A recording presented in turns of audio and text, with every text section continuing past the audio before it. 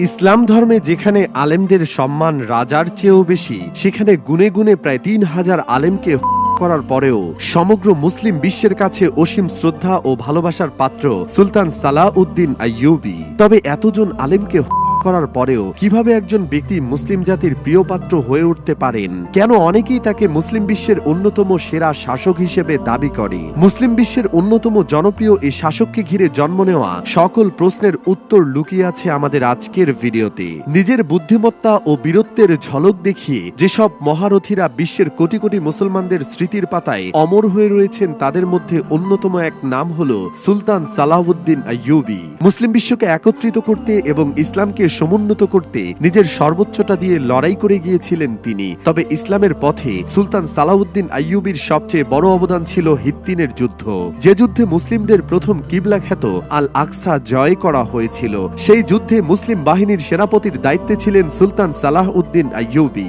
1187 সালের 2 অক্টোবর ইহুদি ও ক্রুসেডারদের হাত থেকে ইসলামের প্রথম কিবলা বাইতুল মুকাদ্দাসকে জয় করে নেন তিনি এবং তার মুসলিম বাহিনী।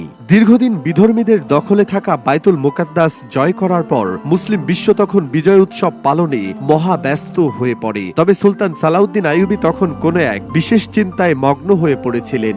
মুসলিমদের এত বড় বিজয়ের পরেও তার মুখে হাসি ছিল না। জটিল এক দুশ্চিন্তা তখন গিজগিজ করছিল তার মাথা জুড়ে। সালাহউদ্দিন আইয়ুবীর এমন অবস্থা দেখে আশেপাশে থাকা মুসলিমরা তার কাছে এসে এর কারণ জিজ্ঞেস করেন। তখন সালাহউদ্দিন আইয়ুবী তাদের বলেন যে বাইতুল মুকাদ্দাস জয় হলেও শত্রুরা এখনো আমাদের মাঝে রয়ে গিয়েছে। তাদের খুঁজে বের করতে না পারলে বাইতুল মুকাদ্দাস বেশি দিন মুসলমানদের দখলে রাখা যাবে না। সুলতান সালাহউদ্দিন আইয়ুবীর এমন দুশ্চিন্তা সে সময় অনেকের কাছেই অহেতুক মনে হয়েছিল। তবে কারো কথায় কর্ণপাত না করে তিনি চুপিসারে শত্রু দমনের কাজে লেগে পড়েন। গোপনে গড়ে তোলেন বিশেষ এক গোয়েন্দা বিভাগ। সেই গোয়েন্দা বিভাগের সদস্যদের দায়িত্ব ছিল মুসলিমদের মাঝে ছড়িয়ে থাকা ছদ্মবেশী ইহুদিদের আটক করা।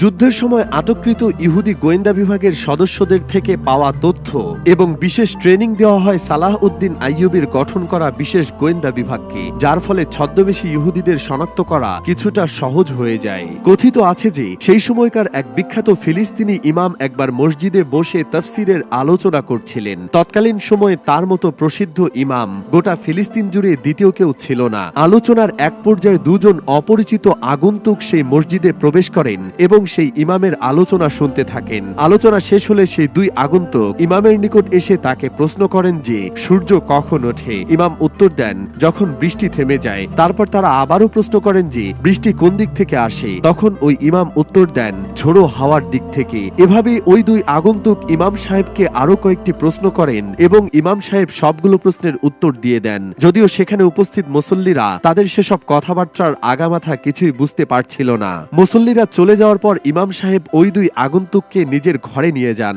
আসলে ওই ইমাম ছিল একজন ইহুদি এজেন্ট, আর ওই 2 আগন্তুক ছিল সুলতান সালাহউদ্দিন আইয়ুবীর গোয়েন্দা বিভাগের সদস্য।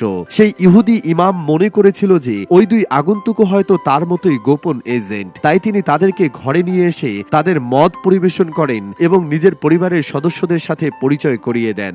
এরপর ওই 2জন আগন্তুক তাকে জিজ্ঞাসা করেন যে তিনি মানুষের মধ্যে কোন কোন ফিতনা ছড়িয়েছেন, মুসলমানদের ইমানে কতটুকু চির ধরাতে পেরেছেন। তখন ওই ইহুদি ইমামও আগ্রহের সহিত তাদের বুঝিয়ে দেন যে কিভাবে তিনি মুসলিমদের মাঝে বিভিন্ন বিরোধ সৃষ্টি করছেন, কিভাবে তাদের ভুল পথে পরিচালনা করছেন ইত্যাদি। মোটামুটি প্রয়োজনীয় সব তথ্য জানার পর এবং সেই ভণ্ড ইমামের আসল পরিচয় নিশ্চিত হওয়ার পর ওই 2 আগন্তুক নিজের মাথার পাগড়ি এবং উপরের ছদ্মবেশী জামা খুলে ফেলেন। সুলতান সালাহউদ্দিন আইয়ুবীর সেই গোয়েন্দাদের আসল পরিচয় টের পেয়ে সেই ইহুদি ইমাম পালানোর চেষ্টা করলেও ছদ্মবেশী গোয়েন্দারা তাকে ধরে ফেলে এবং তাকে তুলে নিয়ে গিয়ে হত্যা করে। এভাবেই নিজের গোয়েন্দা বিভাগের সাহায্যে সুলতান সালাহউদ্দিন আল আইয়ুবী ছদ্মবেশী ইহুদি আলেমদের ধরে ধরে করতে থাকেন। তার এই বিশেষ অভিযানে সে সময় প্রায় 3,000 আলেমকে করা হয়েছিল, যারা আসলে ছিল ইহুদিদের এজেন্ট। ইসলামের আলো ছড়ানোর নাম করে মুসলমানদের মাঝে ফিতনা ফাসাদের সৃষ্টি করাই ছিল তাদের মূল টার্গেট। সেই 3,000 ইহুদি আলেমদের যদি সুলতান সালাহউদ্দিন আইয়ুবী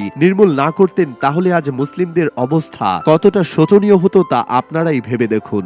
সুলতান সালাহউদ্দিন আইয়ুবীর বিচক্ষণতা ও প্রখর বুদ্ধিমত্তার জেরে মুসলিম বিশ্ব এক আসন্ন মহা বিপদ থেকে রক্ষা পেয়েছিল। তাই আলেমদের করে প্রকৃতপক্ষে তিনি ইসলামের সেবাই করেছিলেন। এই কারণে ৩,০০০ আলেম হত্যার পরেও মুসলিম বিশ্বের কাছে তিনি আজও শ্রদ্ধা ও ভালোবাসার পাত্র।